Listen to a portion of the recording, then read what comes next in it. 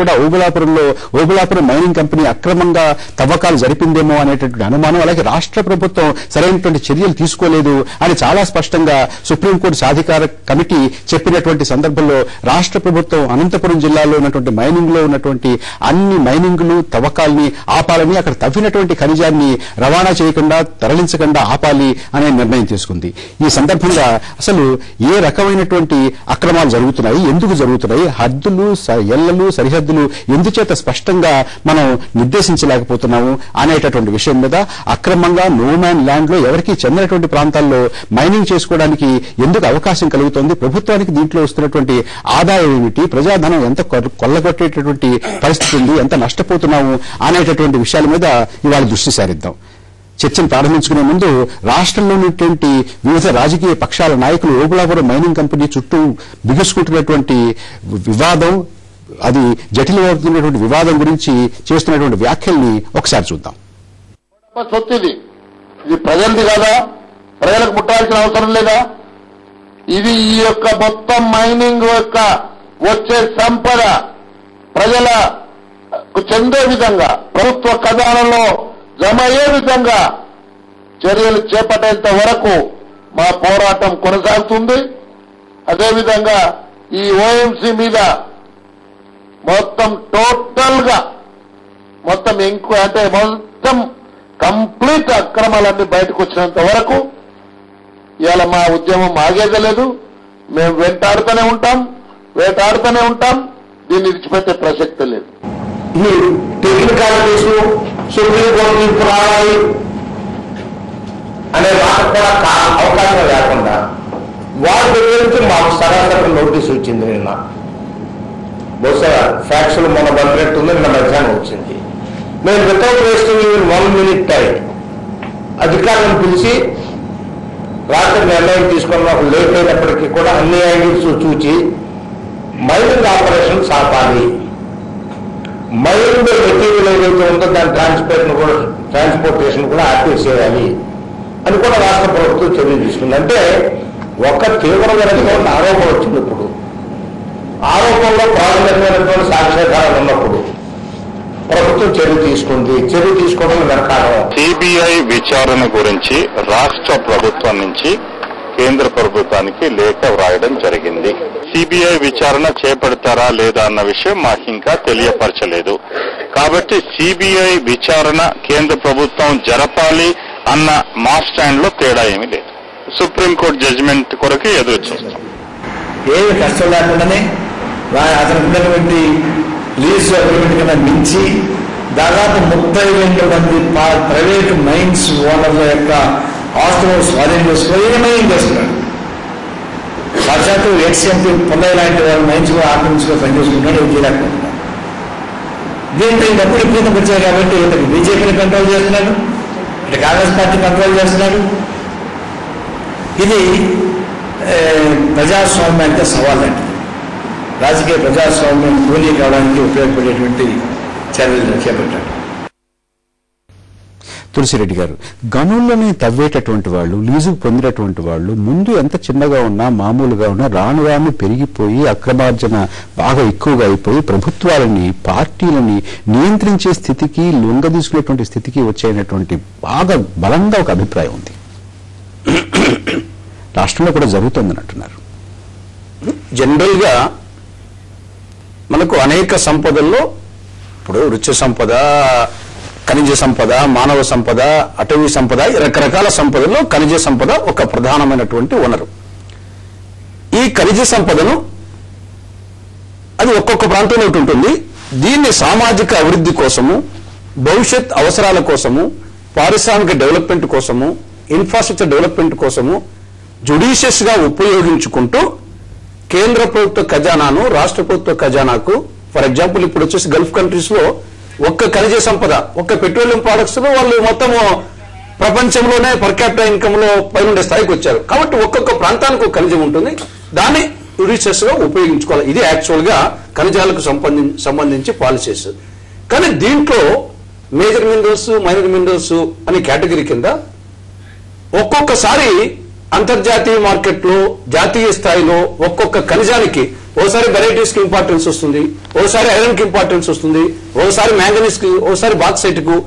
ఈ విధంగా present 1957 mining act ప్రకారము, సెంట్రల్ గవర్నమెంట్ యాక్ట్ ప్రకారము దీంట్లో ఒక 20 years కు లీజ్ ఇవ్వచ్చు అని వచ్చింది. ఈ 20 years లో ఏమైందంటే, ఫర్ ఎగ్జాంపుల్ ఐరన్ ఓర్ ఉంది, just 7 years 8 years back iron ore mining పొందిన వాళ్ళు ఆపరేషన్స్ చేయకుండా కొన్ని వందల హెక్టార్లు తీసుకొని దాంట్లో మెయింటెనెన్స్ ఖర్చులు కూడా రాలేదని చెప్పేసి వాళ్ళ గవర్నమెంట్ కే సరెండర్ చేసినటువంటి నేపథ్యం ఉంది, జస్ట్ 6-7 years బ్యాక్. కానీ చైనాలో ఒక్కసారి ఈ ఒలింపిక్ గేమ్స్ కోసము కట్టడాలు కావాలంటేనే ఒక్కసారి అంతర్జాతీయ మార్కెట్ లో డిమాండ్ పెరిగి ఇమీడియట్ గా వచ్చేసి దేశవ్యాప్తంగా ఐరన్ ఓర్ కు డిమాండ్ పెరిగింది. కాబట్టి ఇది మనం లీజ్ ఏమో 20 years కి ఇస్తున్నాం. ఈ యొక్క 20 years పీరియడ్ లో అప్స్ అండ్ డౌన్స్ వస్తున్నాయి.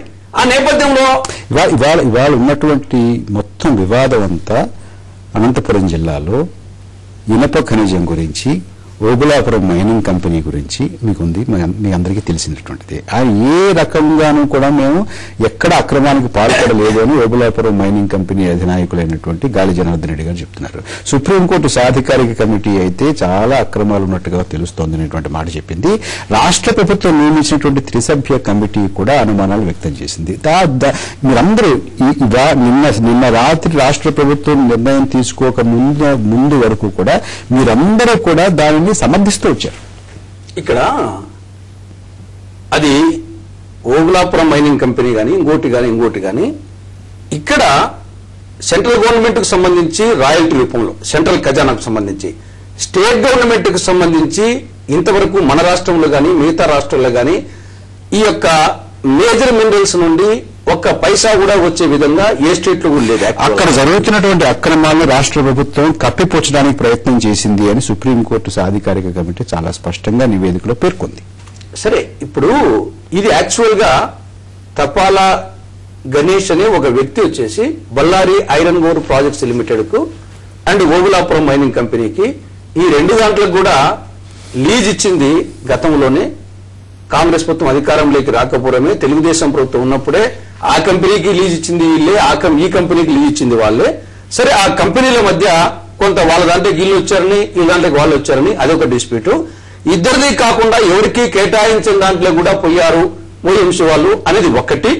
తర్వాత ఈ యొక్క ఆరోపణల మీద తపాలా గణేష్ వచ్చేసి సుప్రీంకోర్టుకు పోయారు. సుప్రీంకోర్టు దాని మీద సాధికారిక కమిటీ ఇవ్వడం జరిగింది. సరే, వాళ్ళు ఒక రిపోర్ట్ ఇచ్చారు. అది ఒక ఆస్పెక్ట్. తులసిరెడ్డి గారు ఒక్క క్షణం, మైనింగ్ డైరెక్టర్ శ్రీ రాజగోపాల్ గారు మనతో ఫోన్ లైన్ లో మాట్లాడడానికి అందుబాటులోకి వచ్చారు. రాజగోపాల్ గారు నమస్కారం అండి. నమస్తే అండి. రాజగోపాల్ గారు, చాలా పెద్ద వివాదం. ఇంతవరకు రాష్ట్ర ప్రభుత్వం ఏ రకమైనటువంటి చర్య తీసుకుంటుంది, ఏ రకమైనటువంటి వైఖరి తీసుకుంటుంది అనే దానికి నిన్న సాయంత్రం నుంచి కాస్త స్పష్టత వచ్చింది. అయితే అంతకు ముందు ఇది కేవలం రెండు కంపెనీల మధ్య ఉన్నటువంటి వివాదాన్ని అనవసరంగా ప్రభుత్వాన్ని లాగుతున్నారన్నారు. కానీ సుప్రీంకోర్టు సాధికారిక కమిటీ చాలా స్పష్టంగా రాష్ట్ర ప్రభుత్వం ఓఎంసీ చేస్తున్నటువంటి అక్రమాన్ని కప్పిపుచ్చడానికి ప్రయత్నం చేసింది అని తన నివేదికలో పేర్కొంది. సార్, ఒకటి ఏంటంటే నేను చెప్తున్నది, ఈ విషయాలు ఆల్రెడీ ఎంక్వైరీ జరుగుతున్నాయి కదా, ఎంక్వైరీ చేశారు, మాకు కూడా సంతోషంగా ఉంది. ఎందుకంటే నేను ఎన్నిసార్లు చెప్పినా ప్రభుత్వ పరంగా ఒకసారి సరైన ఎంక్వైరీ జరిగితే ఆ ఎంక్వైరీ నివేదిక వస్తే బాగుంటుంది. ఎందుకంటే సుప్రీంకోర్టు సాధికారిక కమిటీని గౌరవించి ఆంధ్రప్రదేశ్ ప్రభుత్వము మైన్స్ అన్ని స్టాప్ చేశారు. ఎప్పుడైతే మైన్స్ స్టాప్ చేస్తారో సర్వే కూడా తొందరగా జరుగుతుంది.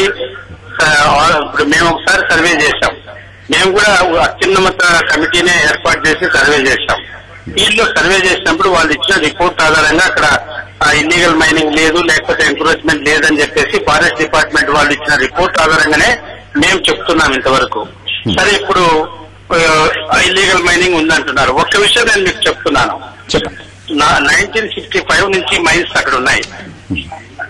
అక్కడ ఇంకా ఐరన్ ఓర్ మైన్స్ బాగా ఉన్న చోట గడిచిన 4-5 సంవత్సరాల నుంచి ఐరన్ ఓర్ కు డిమాండ్ బాగా పెరిగి అక్కడ ఖాళీగా ఉంటే 2007 లో ఈ 1965 లో ఇచ్చిన మైన్స్ కొన్ని సరెండర్ చేశారు. వారు డెడ్ రెంట్ కట్టలేక హెక్టార్ కు 100 రూపాయల డెడ్ రెంట్ కూడా కట్టలేని పరిస్థితిలో వాళ్ళందరూ తగ్గించుకున్నారు. తగ్గించుకున్న ఏరియాలు తిరిగి 2007 లో మళ్ళీ లీజులు పొందినారు. మరి అక్కడ ఐరన్ ఓర్ అవైలబుల్ ప్రాంతం ఉంటే బాగా లీజులు తీసుకోవడానికి పోటీ పడి తీసుకుంటారు కదా, ఖాళీలు ఎందుకు పెడతారు? ఒక్క విషయం మీద ఆలోచన చేయండి. ఎందుకంటే లీజులు ఇవ్వడానికి ప్రభుత్వం రెడీగా ఉంది, ఇచ్చింది కూడా. మరి ఖాళీలు ఎందుకు పెడతారు? ఖాళీగా ఉంటే ప్రతి మైనింగ్ ఏరియా పొటెన్షియల్ ఏరియా ఉంటే వెంటనే లీజు అప్లై చేసి తీసుకుంటారు. అయితే ఇక్కడ ఒక చిన్న మా సాధారణ కమిటీకి మాకు తేడా ఎక్కడొస్తుందంటే, మీకు ఒక ఎగ్జాంపుల్ చెప్తాను నేను. ఇప్పుడు మా ఇంటి పక్కన పక్కింటి వాళ్ళ కాంపౌండ్ ఉంది. పక్కింటి వాళ్ళు మేము ఇద్దరం కలిసి మున్సిపల్ ఆఫీస్ కి సపరేట్ గా ఒక ప్లాన్ ఇచ్చి ఏదో బిల్డింగ్ కట్టుకోవడానికి ప్లాన్ ఇచ్చామనుకోండి. వాళ్ళ ప్లాన్ మా ప్లాన్ పక్క పక్కన పెడితే మధ్యలో కొద్ది సందు వచ్చింది. కానీ మనకిచ్చినటువంటి డాక్యుమెంట్ ఏముంది, నాకు తూర్పున తులసిరెడ్డి సార్ గారి ఇల్లు ఉంది అని రాసుకున్నాం. మరి తూర్పులో తులసిరెడ్డి సార్ ఇల్లే ఉన్నారు కానీ గ్యాప్ ఉండకూడదు కదా. గ్యాప్ ఎక్కడి నుంచి వస్తుంది? మరి ఆ గ్యాప్ వచ్చిందంటే there is some mistake in drawings. ఆ డ్రాయింగ్స్ లో మిస్టేక్స్ ను you have to read with description also. తూర్పులో తులసిరెడ్డి సార్ ఇల్లు ఉందంటే తులసిరెడ్డి గారి కాంపౌండ్ నా కాంపౌండ్ మధ్య కామన్ వాల్ అని చెప్పేసి అర్థం. ఒక చిన్న ప్రశ్న రాజగోపాల్ గారు, ఒక చిన్న ప్రశ్న వస్తారు. ఇన్నాళ్ళుగా అక్కడ మైనింగ్ కార్యకలాపాలు రాష్ట్ర ప్రభుత్వం శాఖ, అటవీ శాఖ ఇవన్నీ కూడా పర్యవేక్షణ చేస్తున్నారు కదా. సుప్రీంకోర్టు సాధికారిక కమిటీ వచ్చి ఇంత వివాదం అయిన తర్వాత వాళ్ళు చాలా స్పష్టం